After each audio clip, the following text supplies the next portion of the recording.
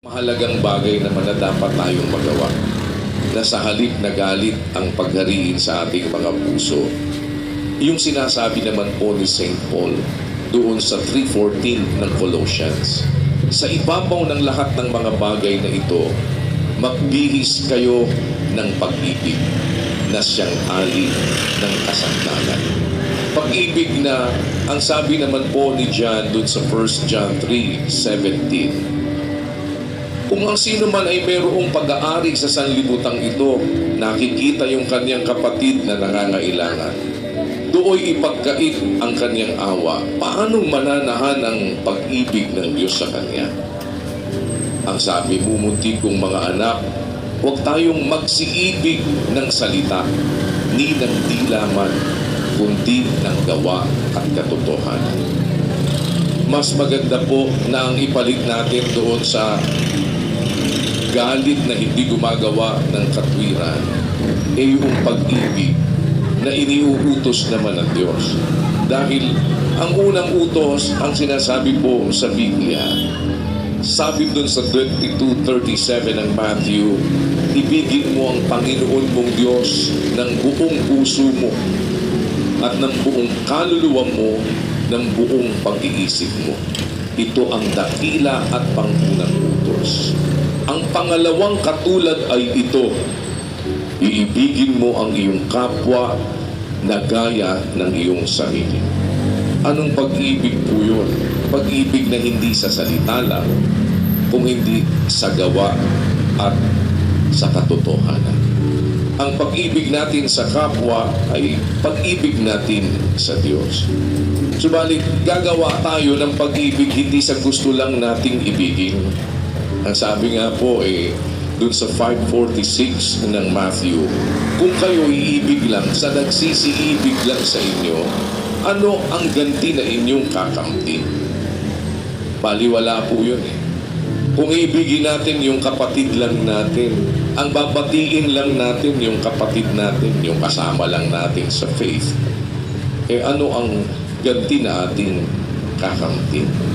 Kaya nga po, ang isang practice na aming sinisikap na magawa, sabi ni St. Paul dun sa 6:10 ng Galatians, samantalang tayo may pagkakataon, gumawa tayo ng mabuti sa lahat, lalo na sa kasangbahay sa pananampalataya. Kaya po, without discrimination, walang pagtatangi, yung gusto ng Diyos na magawa nating mabuti sa ating mga kapwa-tao, kasama po ng lahat ng members ng Church of God International, ibig namin sa tulong ng Diyos, mai-practice namin.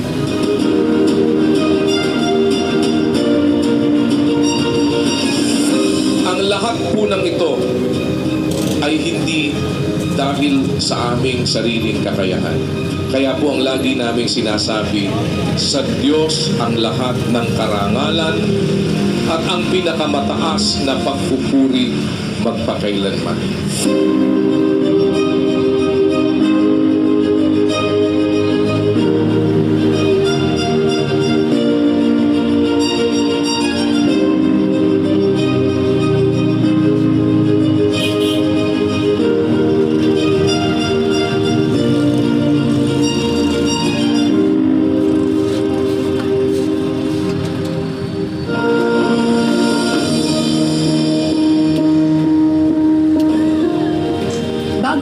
Tapos, iiwan namin sa inyo ang isang katwiran mula sa banal na kasulatan. Ano ba ang isang sekreto upang ang Diyos ay maawa sa atin? Pakinggan natin ang kasagutan ayon sa Biblia.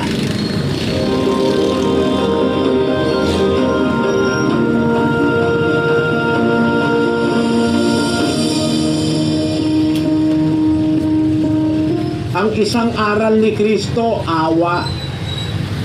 Matuto tayong maawa. Bakit po? Basahin natin sa Mateo, Kapitulo 5, versikulo 7. Mapapalad ang mga mahabagi sapagkat sila'y kahahabagan. Kapalaran pala yun. Pag marunong kang mahabag o maawa, kaaawaan ka rin ng Diyos. Yan ang aral sa atin. Gusto mong kaawaan ka ng Diyos, maawa ka rin. Alam nyo, napakalaking bagay ng awa, mga kapatid. Pagka naawa ang Diyos, ay naku, wala ka nang hihingin pa. Pag naawa siya sa'yo, paano siya maaawa? Kasi naaawa ka rin eh. Pag naaawa ka, maaawa rin ang Diyos sa'yo. Aral yan sa kapatiran. Ganito yan, mga kapatid. Pag nagbibigay ka, bibigyan ka rin ng Diyos. Pag nagpapatawad ka, papatawarin ka rin. Aral sa kapatiran sa Diyos yan. Sabi, ibigin ninyo ang pagkakapatiran at ang pag-ibig sa kapatiran ayon sa kagustuhan ng Diyos. Magpapatawad ka. Pag may pagmamahal ka, di ba yung asawa mo, mahal mo, pinapatawad mo nga eh. Yung anak mo, mahal mo, pinapatawad mo nga eh. Sa 14 ng Mateo, pakinggan nyo. Sapagkat kung ipatawad ninyo sa mga tao ang kanilang mga kasalanan, ay patatawarin naman kayo ng inyong Ama sa kalangitan. Datapwat, kung hindi ninyo ipatawad sa mga tao ang kanilang mga kasalanan, ay hindi rin naman kayo patatawarin ng inyong Ama ng inyong mga kasalanan. Kaya mga kapatid, yung salita nila, yung kanilang kawikaan, for every action, there is always an equal and opposite reaction. Maiuhulog natin yon sa espiritual, mas maganda ang kahulugan. Sa bawat gagawin mong aksyon, may babalik na aksyon sa iyo galing sa Diyos. Naawa ka, aawaan ka niya.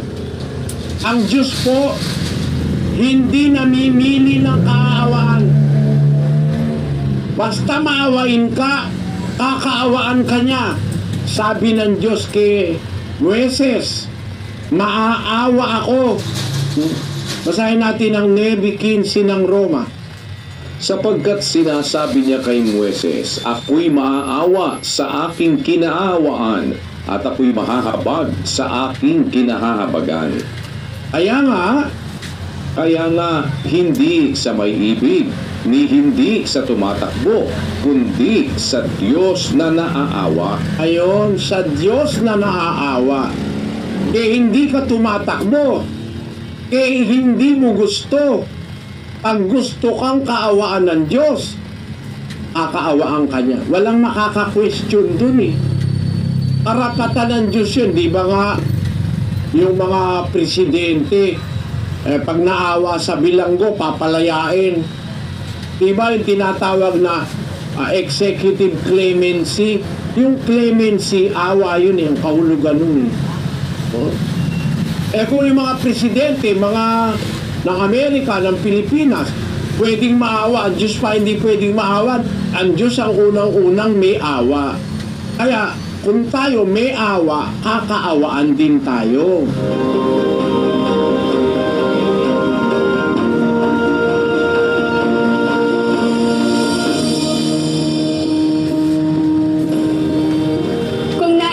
Mapanood ang iba pang mga video kaugnay sa mga pagtalakay sa iba't ibang isyu ng buhay at pananampalataya.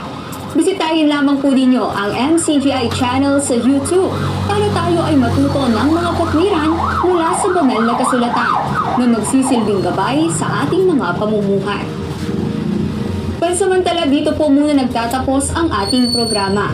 Kung loloobin ng Diyos, muli tayong magkikita-kita sa susunod na linggo para sa iba pang mga kwento ng pag-asa, pananampalataya at pag-ibig. Sa awa at tulong ng Diyos ay magpapatuloy ang pag-abot ng MCGI sa mga nangangailangan. Dahil MCGI cares, the legacy continues.